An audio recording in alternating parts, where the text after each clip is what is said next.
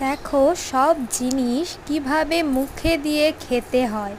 যে কোনো খেলনা বা যা কিছুই ওর হাতে যাবে ও সেটাকে আগে খেয়ে নেবে, তারপরে ও সেটা নিয়ে খেলতে শুরু করবে।